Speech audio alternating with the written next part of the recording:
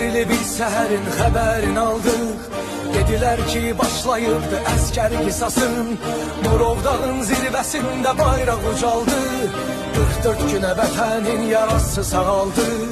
O gün bütün Azərbaycan ayaq üstə. Yetişdi o müqəddəsan qeyrəti göstər.